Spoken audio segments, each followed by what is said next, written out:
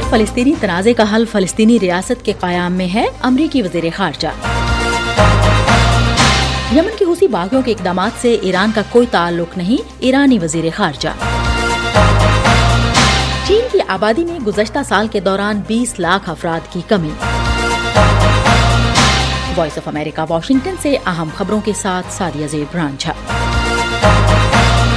امریکی وزیر خارجہ اینٹونی بلنکن نے ڈیووس میں جاری ورلڈ اکنامک فورم کے اجلاس میں ایک بار پھر اسرائیل فلسطین تنازع کے حل کے لیے ایسا راستہ تلاش کرنے پر زور دیا ہے جو ایک فلسطینی ریاست کے قیام کی جانب جاتا ہو۔ انہوں نے کہا کہ یہی راستہ ہے جس سے اسرائیل کو حقیقی تحفظ حاصل ہو سکتا ہے۔ انہوں نے کہا کہ اگر اسرائیل کو مشرق وسطی کے اجتماعی دائرے میں شامل کر لیا جائے تو ہی ایران اور اس کے پراکسی گروپوں کو الگ تھلگ اور تنہا کرنا ممکن ہوگا، جس میں بحیرہ احمر میں سرگرم یمن کے حوثی باغی بھی شامل ہیں۔ امریکی وزیر خارجہ نے ایران کو سیکیورٹی کے لیے سب سے بڑا خطرہ قرار دیا۔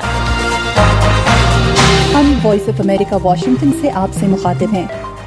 ایرانی وزیر خارجہ حسین امیر عبداللہیان بھی ورلڈ اکنامک فورم سے خطاب کر رہے ہیں۔ انہوں نے گزشتہ روز ایک امریکی چینل CNBC نیوز کو انٹرویو میں کہا تھا کہ مشرق وسطی کو عدم استحکام سے دوچار کرنے والے ہر اقدام کی وجہ غزہ میں اسرائیلی کارروائیوں میں تلاش کی جانی چاہیے۔ ایرانی وزیر خارجہ نے یہ بھی کہا کہ یمن اور خطے کے دوسرے ملکوں کے لوگ جو فلسطینیوں سے ہمدردی رکھتے ہیں اپنے طور پر جو اقدامات کر رہے ہیں ان کا ایران سے کوئی تعلق نہیں اور نہ ہی ایران نے کسی کو ایسی کوئی ہدایات دی ہیں۔ ایرانی وزیر خارجہ کا کہنا تھا کہ ایران خود تیل برآمد کرتا ہے، اس لیے سمندری تجارت کے راستوں کا تحفظ ایران کے لیے بھی اہم ہے۔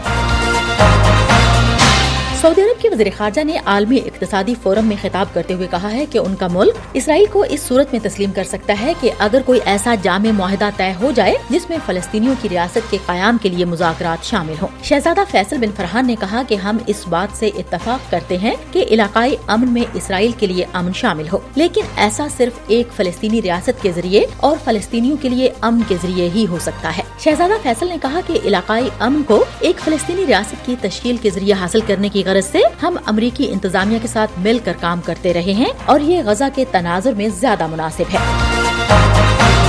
ہم وائس آف امریکہ واشنگٹن سے آپ سے مخاطب ہیں۔ ایران کی جانب سے بلوچستان میں شدت پسند تنظیم جیش العدل کے مبینہ ٹھکانے پر حملے کے بعد پاکستان نے تہران سے اپنا سفیر واپس بلانے اور دونوں ملکوں کے درمیان تمام طے شدہ سرکاری دورے منسوخ کرنے کا اعلان کیا ہے۔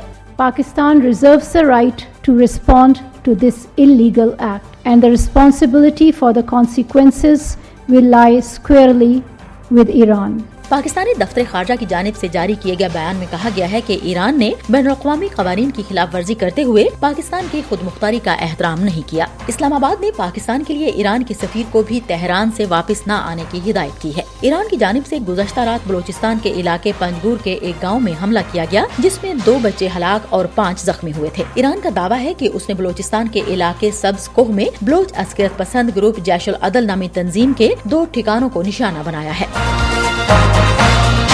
اقوام متحدہ کے انسانی حقوق کے دفتر نے امریکی ریاست الاباما سے مطالبہ کیا کہ وہ ایک قیدی کو ملک کی وفاقی عدالت کے ایک جج کی جانب سے سنائی گئی سزائے موت پر عمل درآمد کے لیے نائٹروجن گیس کے ذریعے دم گھونٹنے کا طریقہ اختیار نہ کرے، کیونکہ یہ طریقہ ایذا رسانی کے زمرے میں آتا ہے اور بین الاقوامی قانون کے تحت امریکہ کے وعدوں کی خلاف ورزی ہے۔ قتل کے جرم میں سزائے موت کا یہ طریقہ 1988 میں ہونے والے قتل کے ایک مجرم کینتھ اسمتھ پر استعمال کیا جائے گا، جنہیں امریکہ کی ایک وفاقی عدالت کے جج نے 10 جنوری 2024 کو سزائے موت سنائی ہے۔ اقوام متحدہ کے انسانی حقوق کے دفتر کی ترجمان روینا شمدسانی نے اس خدشے کا اظہار کیا کہ اسمتھ کو سزائے موت دینے کا یہ طریقہ ظالمانہ، غیر انسانی یا ذلت آمیز سلوک کے مترادف ہونے کے ساتھ ساتھ سزا کے کسی مؤثر طریقہ کار کے حق کی بھی خلاف ورزی ہو سکتی ہے۔